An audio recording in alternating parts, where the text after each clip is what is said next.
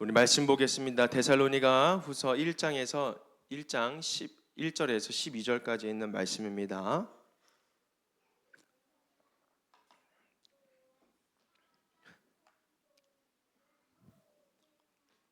데살로니가 후서 1장 1절에서 12절까지 있는 말씀, 제가 한 절 읽고 여러분들이 한 절 같이 번갈아 가면서 읽습니다. 바울과 실로아노와 디모데는 하나님 우리 아버지와 주 예수 그리스도 안에 있는 데살로니가인의 교회에 편지하노니,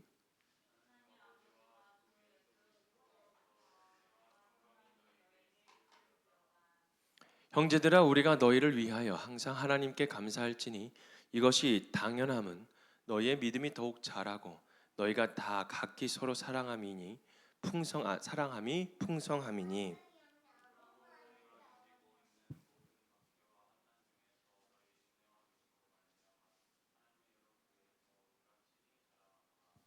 이는 하나님의 공의로운 심판의 표요 너희로 하여금 하나님의 나라에 합당한 자로 여김을 받게 하려 함이니 그 나라를 위하여 너희가 또한 고난을 받느니라.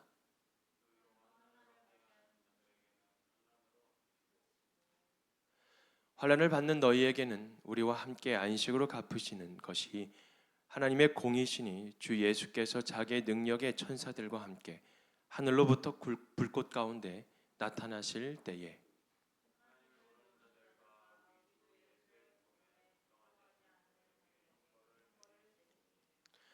이런 자들은 주의 얼굴과 그의 힘의 영광을 떠나 영원한 멸망의 형벌을 받으리로다.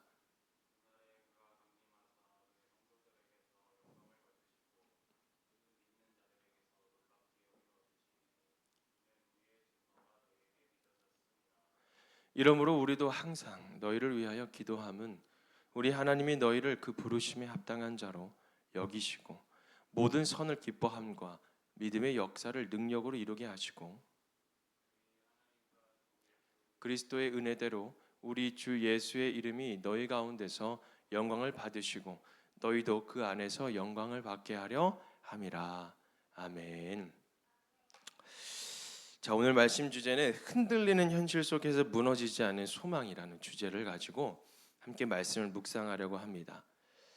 네.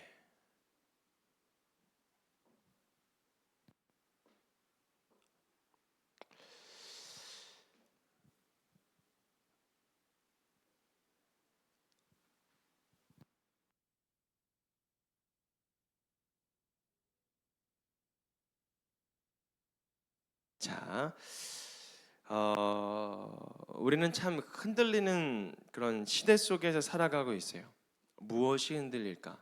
근데 우리가 취업을 준비하든지 어떤 직장에 있든지 또 연애와 결혼이나 아니 미래의 가정의 문제 앞에서도 마음이 쉽게 흔들릴 때가 있다라는 거죠. 먼저 청년들 가운데는 내가 과연 어떤 자리를 잡을 수 있을까? 어떤 자리에 설 수 있을까? 어떤 직장을 가질 수 있을까? 그리고 이 일이 언제, 또 직장 안에서는 또 이 일이 언제까지 끝날 수 있을까? 갈 수 있을까? 뭔가 먼 미래에 대한 불확실성 때문에 우리가 많이 어떻게 해야 됩니까? 피곤하거나 또 정신적으로나 여러 가지 상황들 속에서 우리를 억누르고 힘들게 만들 때가 있습니다. 그래서 현실은 무겁게만 느껴지는 사람들이 있죠. 세상은 우리에게 끊임없이 요구하는 대로 때로는 교회에서 듣는 말씀은 늘 똑같다라는 생각을 갖습니다. 그리고 정작 상황은 하나도 바뀌지 않고 그저 이 하나님 말씀은 계속해서 똑같은 말씀만 우리에게 들려진다라는 거죠. 그래서 우리가 신앙생활 하는 데 있어서 어떤 게 오냐면 답답함이 오는 거예요. 뭔가 해결되지 않은 것, 그런 상황을 우리가 보기 때문에. 근데 놀랍게도 오늘 초대교회에 청년들이 있어요. 오늘 말씀의 청년들, 그 데살로니가 교회에 있는 사람들도 똑같은 고민을 하는 거예요. 뭐냐면 바울이 이 교회 전서를 보낸 후에 얼마 되지 않아서 후서를 보내게 되는데 전서와 후서 사이에 공백은 짧게 있었지만 그 사이에 데살로니가 교회의 그 지역에 있는 사람들의 상황은 더욱더 나빠졌다라는 거예요. 유대인들의 핍박은 더 거세졌고 황제 숭배와 다신교 문화는 그리스도인들을 더 고립시켰어요. 그러니까 예수님만이 주님이시다라는 고백은 바로 어떻게 느껴지냐면 사회적 불이익을 불어왔다라는 거죠. 뭔가 우리의 어떤 시대와 지금 시대와 좀 많이 비슷하지 않습니까? 저는 이 분위기를 보면서 코로나 때 그 생각이 났어요. 교회차만 지나가도 사람들이 저 코로나 지나간다라고 그렇게 손가락질하면서 욕할 때가 있었거든요. 예수님만이 주님이시다라고 고백하는 그 자체가 사회적으로 불이익을 받을 수밖에 없는 시대에 살아가고 있는 거죠. 그리고 더 심각한 문제는 뭐냐면 잘못된 가르침이 그 교회에 그리고 그 지역에 퍼지기 시작합니다. 뭐냐면 주님의 날이 이미 임했다라는 그런 소문이 막 퍼지고 있는 거예요. 어떤 사람은 이 신앙을 혼란스럽게 만들었어요. 그래서 현실은 점점 신앙도 그렇고 상황도 그렇고 이 현실도 그렇고 여러 가지 모습들이 다 불완전한 상황에서 살아가고 있는 시대에 우리가 살아가고 있다라는 거죠. 현실은 바뀌지 않아도 그러나 하나님은 이렇게 우리에게 고백하세요. 그리고 말씀은 우리에게 이렇게 알려줍니다. 뭐라고 하냐면 현실은 바뀌지 않아도 하나님은 너를 바꾸고 계신다. 흔들리는 현실 속에서도 무너지지 않는 소망을 발견하게 하신다. 여러분, 우리는 바울이 데살로니가 후서 1장에 이 전한 메시지만을 붙잡고 간다면 우리의 삶에도 동일하게 주시는 하나님의 그 음성을 들을 수가 있는 거예요. 뭐냐면 이 고난에 대해서 이야기를 하고 있는데 이 고난은 우리에게 어떻게 다가올까? 여러분들에게 이 고난에 대해서 많이 들은 바 있을 수도 있겠지만 여러분 오늘 말씀의 근거하에 같이 한번 이 고난에 대해서 해석을 해보자는 겁니다. 지금 이 데살로니가 교인들과 거기 지역에 있는 사람들의 상황은 더욱더 믿음을 지켜나가기가 힘든 상황이었어요. 그럼에도 불구하고 바울은 이 데살로니가 교회의 교인들을 위해 뭐라고 했냐면 칭찬을 하는 거예요. 사랑하고 있는 거, 너 말씀 잃어버리지 않고 사실 그대로 하나님 말씀을 따라가는 것, 칭찬을 하면서 더 권면을 하는 거예요. 그런데 넌 더욱더 그렇게 하라 라고 데살로니가 전서를 그렇게 마무리를 짓습니다. 더욱더 그렇게 해라. 사랑하라, 봉사하라, 헌신하라, 기도하라. 그런데 그런 메시지를 전하고 난 다음에 지금 데살로니가 이 분위기는 아주 안 좋았다고 하는 거죠. 아주 안 좋고 지금 상황적으로도 너무 힘든 상황이라는 거예요. 그런 상황 속에서 고난에 대해 이야기를 하고 있는 겁니다. 우리 3절과 4절에 있는 말씀인데 3절 먼저 감치해 볼까요? 3절 시작. 형제들아 우리가 너희를 위하여 항상 하나님께 감사할지니 이것이 당연함은 뭐라고 합니까? 너희의 믿음이 더욱 자라고 너희가 다 각기 서로 사랑함이 풍성함이니. 아멘.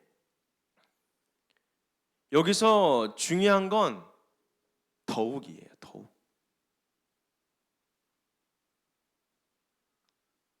더욱. 고난이 사라진 것이 아니라 고난이 아예 없어진 게 아니라 여러분 고난 속에서 믿음이 자라났다라는 거예요. 우리가 기도를 할 때 이렇게 하잖아요. 고난이 없어지게 해주세요. 이 상황이 아예 벗어나게 해주세요. 물리쳐 주세요. 막 이렇게 기도하잖아요. 그런데 고난은 우리에게서 떠나가지 않는다라는 거예요. 그런데 그 시간 그 고난 속에서 뭐가 자랐냐면 믿음이 자라났다는 거죠. 여러분 신앙은요 평탄할 때 자라는 게 아니에요. 평범할 때 자라나는 게 아니에요. 그저 그냥 잔잔할 때 자라나는 게 아니에요. 오히려 고난 속에서 뭐가 내리냐면 믿음의 뿌리가 점점 깊숙하게 내려갑니다. 나무도 비바람이 몰아칠 때 뿌리가 더 깊어지듯이 우리의 믿음도 시련 속에서 더 단단해진다는 거죠. 지금 겪고 있는 어려움이 혹시 무엇인가요? 취업의 실패도 있고요. 관계의 단절도 있고요. 가족 안에서의 갈등도 있고요. 경제적인 압박도 있고요. 여러분, 하지만 그것이 바로 우리의 믿음이 자라날 수 있는 시간이 될 수 있다는 겁니다. 나는 무너지는 것 같아요 라고 느껴질 때 하나님은 뿌리를 깊이 내리게 하고 계신다는 겁니다. 누가요?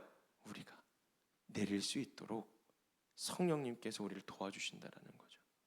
그래서 바울은 우리에게 말씀하죠. 4절에는 말씀이에요. 뭐라고 해요? 그러므로 너희가 견디고 있는 모든 박해와 환난 중에서 뭐예요? 너희 인내와 믿음으로 말미암아 너희 하나님 여러 교회에 우리가 친히 자랑하노라. 아멘. 너희의 인내와 믿음을 인해 우리는 너희를 자랑할 거다. 여러분, 하나님께서도 우리를 보시면서, 믿음을 보시면서 뭐라고 하냐면 내 아들이, 내 딸이 지금 흔들리지 않고 믿음을 지금 지키며 살아가고 있구나. 지금 이렇게 자랑하고 있다라는 거죠. 우리들의 신앙을 한번 되돌아보고 우리들의 믿음이 한번 되돌아보고 우리가 그냥 견고하게 잘 세워진 것처럼 느껴지지만 우리를 조금만 우리의 약점을 건들고 우리의 약점을 자꾸만 건드려 봐요. 얼마나 우리가 힘들어집니까? 오늘 아침에도 잠을 많이 자야 되는데 어찌나 사단이 저를 방해하는지. 아니, 늦게까지 자는 친구들이 갑자기 5시 반인가 이때 일어나가지고 아주 잠을 못 자게 만들어버렸어요. 그때 제가 치밀어 오는 그런 화가 얼마나 저를 망가뜨리는지. 그래서 그래도 소리는 지르지 않기 위해서 기도를 했어요.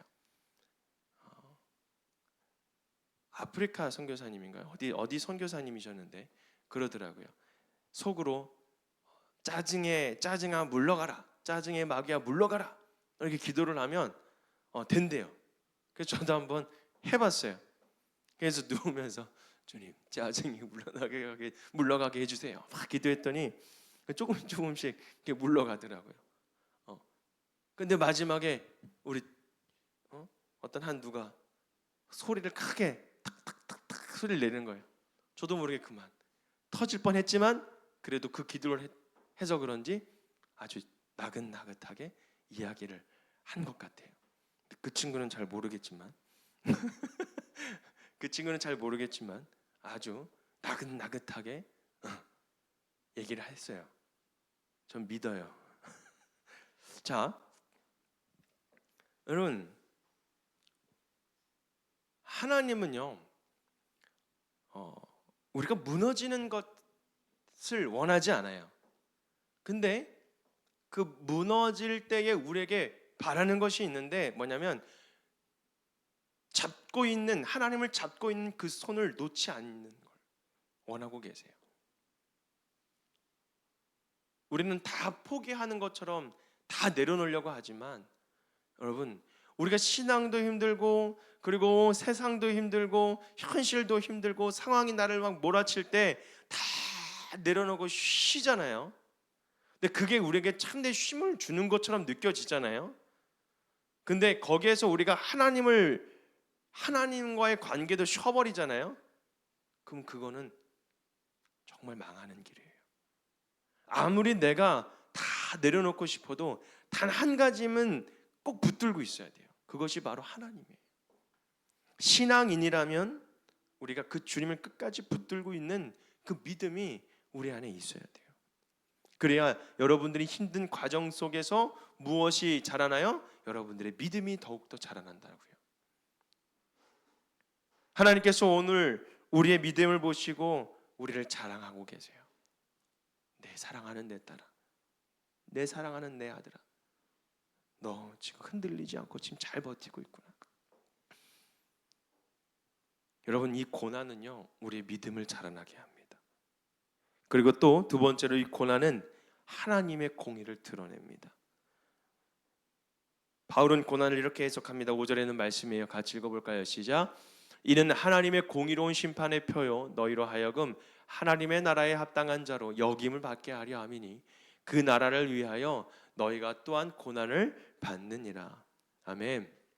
여러분, 세상은 불공평해 보입니다. 착하게 살수록 신앙을 지킬수록 뭔가 더 손해보는 것처럼 느낄 때가 있어요. 직장에서 정직하게 일하다가 더 불이익을 당하기도 하고, 여러분 신앙을 지키려다가 오히려 사람들에게 조롱받기도 하고. 그런데 하나님은 우리에게 말씀하십니다. 하나님은 공의로우시다. 지금은 불공평해 보여도 하나님은 반드시 그 오름을 세우신다. 악인을 심판하신다. 믿음을 끝까지 지킨 자를 영광으로 이끄신다. 여러분 시편 73편에 있는 말씀에도 그렇게 동일하게 나옵니다. 하나님이 교회를 바라보게 하실 때에 그 악인들이 잘 되고 아주 떵떵거리며 살아가며 오히려 하나님을 믿는 자들보다 더 멋지게 살아가는 그 악인들을 바라보면서, 여러분 이 시편 기자가 한탄하면서 시편을 막 쓰는데, 여러분 마지막에는 무엇을 이겨요? 그 하나님께서 그 악인들을 이기게 하신다라는 거예요. 결국 우리는 어떤 문제가 있는 거예요? 이 죽음의 문제 앞에 여러분 세상은요 무너지게 돼 있다라는 거예요. 그런데 기독교는 뭐예요? 이 죽음 앞에 하나님은 무너지지 않게 한다라는 거죠. 이 죽음이 무엇입니까? 바로 우리들의 죄라는 거예요. 이 죄로 인해서 우리가 죽음을 맛본 거 아니겠습니까? 우리 어쩔 수 없이 우리가 죽음을 맞이하는 건 아니겠습니까? 그런데 이 죽음을 통해서 하나님은 역전하셨다라는 거예요. 어떻게 해요? 이기게 하셨고, 그 죄로 말미암아 죽음으로 말미암아 하나님을 바라보게 하시고, 하나님의 나라를 소망 갖게 하시고, 그 죄를 이겨서 어떻게 합니까? 죽음을 이기게 하신 거잖아요. 그 은혜가 여러분 우리 안에 있게 된다라는 거예요. 그래서 하나님의 이 공의가 무엇인지 7절에 있는 말씀을 통해서 우리가 알려줍니다. 환난을 받는 너희에게는 우리와 함께 안식으로 갚으시는 것이 바로 하나님의 공의라는 거예요. 지금은 여러분 힘들지만 반드시 하나님은 갚으신다라는 거예요. 세상은 우리의 눈물을 모르지만 하나님은 우리의 눈물을 기억하신다라는 거예요. 할렐루야. 여러분 억울하고 답답한 현실의 끝이 아니라는 거예요. 하나님은 반드시 우리의 삶의 오름과 믿음을 기억하고 그날의 밝음을 드러낸다는 거죠. 그것이 하나님의 공의라는 거예요. 하나님 편에 선 자들, 하나님을 끝까지 붙들린 자들, 하나님을 끝까지 잃어버리지 않은 자들은요, 그 고난, 이 고난을 오히려 하나님의 공의의 심판대 앞에 우리에게 다가오신다라는 겁니다. 세 번째로 고난은요, 우리를 하나님의 영광에 합당하게 빚으신다는 거예요. 11절에는 말씀을 같이 볼까요? 시작. 이러므로 우리도 항상 너희를 위하여 기도함은 우리 하나님이 너희를 그 부르심에 합당한 자로 여기시고 모든 선을 기뻐함과 믿음의 역사를 능력으로 이루게 하시고. 아멘. 여러분 여기에서 핵심은요 뭐냐? 합당한 자예요. 합당한 자. 합당한 자. 하나님은 우리의 환경을 바꾸는 것보다 하나님은 우리를 어떻게 해요? 사람답게 빚어가시는 데 더 집중하고 있다는 거예요. 하나님의 형상대로 지음받은 사람, 그 사람답게 우리를 빚어가고 계신다고요. 우리를 하나님의 형상을 더 빛나게 하시고 그 하나님의 형상을 더 닮아가게 하신다고요. 그것이 바로 사람답게 우리를 빚어간다라는 말씀입니다. 근데 왜 상황은 그대로인가?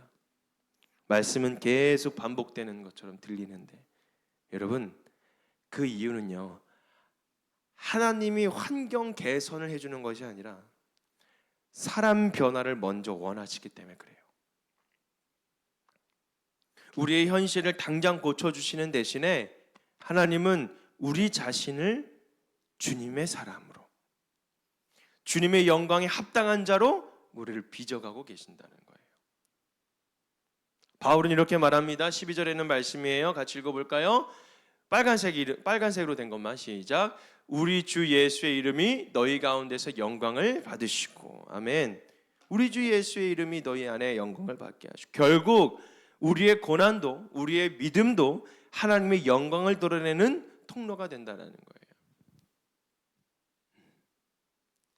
여러분 우리가 힘든 일들이 쭉 지나오는 걸 우리가 보면 결국엔 우리가 나이가 들어서 그 과정을 어떻게 이야기할 때가 있어요.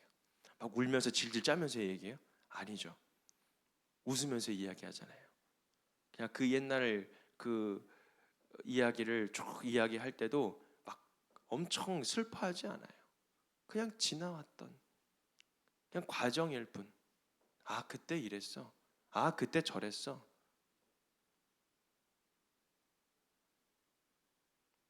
근데 결국에는 우리의 그 과정, 우리의 그 모든 순간순간들이 오늘 지금 나를 있게 만들어주는, 나를 지금 이 자리에 서게 만들어주는 그 과정일 뿐이라는 거죠.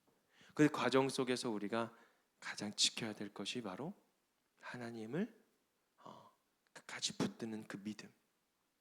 그 믿음이, 그 모든 과정이 여러분들이 하나님의 통로가 그러니까 여러분들을 통해서 그 모든 과정이 하나님의 통로, 그 축복의 통로의 역할을 하게 된다라는 겁니다. 그래서 결국 우리는요, 흔들리지 않는 소망으로 가득 차 있어야 돼요. 우리의 삶은 흔들릴 수밖에 없어요. 학업, 취업, 연애, 결혼, 미래, 불확실성과 압박감이 우리를 막 흔들게 만들어 놓죠. 그러나 말씀은 이렇게 선포합니다. 너희의 현실은 흔들려도 너를 향한 하나님의 계획은 흔들리지 않는다. 그러므로 우리의 소망은 환경이 좋아지는 것이 아니에요. 진짜 소망은 고난 중에서도 나를 붙잡으시고 나를 빚으시는 그 하나님을 아는 것이에요. 그것이 바로 그 알기 위해서는 우리가 기도로 나아갈 수밖에 없죠. 그래서 우리의 기도는 이렇게 기도하는 겁니다. 주님, 환경은 당장 바뀌지 않아도 좋습니다. 대신 저를 주님의 사람으로 빚어가 주십시오. 흔들리는 시대 속에서도 무너지지 않는 소망을 우리 안에 세워가게 하여 주옵소서. 여러분, 이런 고백과 동시에 하나님 앞에 나아가는 겁니다. 오늘 이 말씀을 다시 한번 붙잡고 한번 한 주간 동안 곱씹으면서 한번 살아봅시다. 하나님은 여러분의 현실보다 크시고 또 여러분의 상황보다 여러분 깊으신 분이세요. 흔들리는 그 시대 속에서 무너지지 않는 그 소망을 우리에게 허락하실 때 여러분, 우리는 결코 무너지지 않는다라는 거죠. 그러니까 저도 여러분 얼마나 무너지는 일들이 많겠습니까? 그런데 그 상황 속에서 하나님은 저를 꼭 붙들어 주시는 그 믿음이 저를 다시 일으켜 주시는 힘으로 저는 느껴집니다. 그래서 여러분, 우리가 말씀으로 힘을 얻는다라는 그 말씀이 있잖아요. 그래서 저희 어머니가 계속해서 말씀을 묵상하면서 외우라고 하셨던 그 말씀이 바로 빌립보서 4장 13절에 있는 말씀이에요. 내게 능력 주신 자에서 나는 모든 것을 할 수 있느니라. 왠지 그 말씀을 읽잖아요. 그리고 묵상하잖아요. 그럼 괜히 힘이 막 거의 슈퍼맨 되는 것 같아요.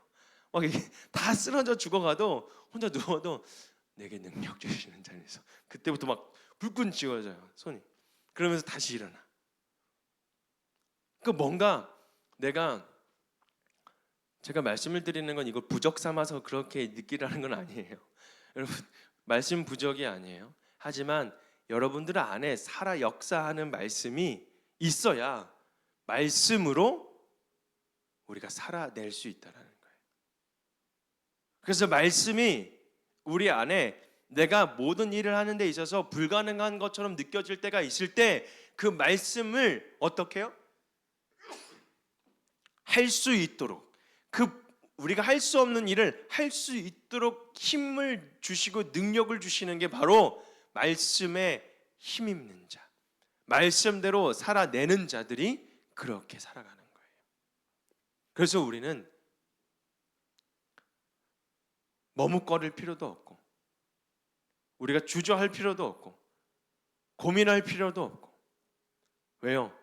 여러분들 안에 계시는 하나님께서 그 고난과 모든 상황 속에서 여러분들을 지금 잘 빚어가고 계시기 때문에, 그리고 그 상황 속에서 온전히 하나님은 여러분들이 더 잘 자라나고 죽어가는 사람이 아니라 살아나는 그런 자가 되기를 원하시기 때문에 여러분들을 끝까지 포기하지 않으시고 무너지지 않는 소망을 여러분들에게 주신다는 거죠.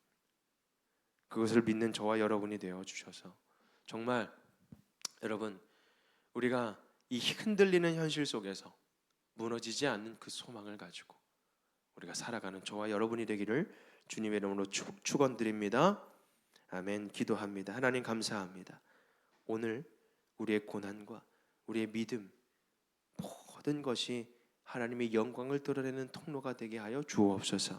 환경이 바뀌어지는 것이 아니라, 상황이 바뀌는 것이 아니라, 하나님 내가 먼저 변하여, 하나님 정말 주님 그 현실을 바라보는 그 시선이 달라지고, 하나님 내가 변하여 하나님 정말 주님 안에서 바로 성장해 나갈 수 있는, 믿음이 성장해 나갈 수 있는 그런 저희들 모두가 되게 하여 주시옵소서. 억울할 수도 있습니다. 그러나 그 현실은 끝이 아님을, 하나님은 늘 반드시 하나님의 오르심과 하나님의 선하심과 하나님의 그 뜻을 우리에게 밝혀주시고 우리를 통해 쓰시는 것을 우리가 믿사오니, 오늘도 하나님의 그 뜻대로 살아가는 저희들 모두가 되게 하여 주셔서 하나님 영광 돌리는 저희 리바이브계 모든 성도님들을 여시도록 축복하여 주시옵소서.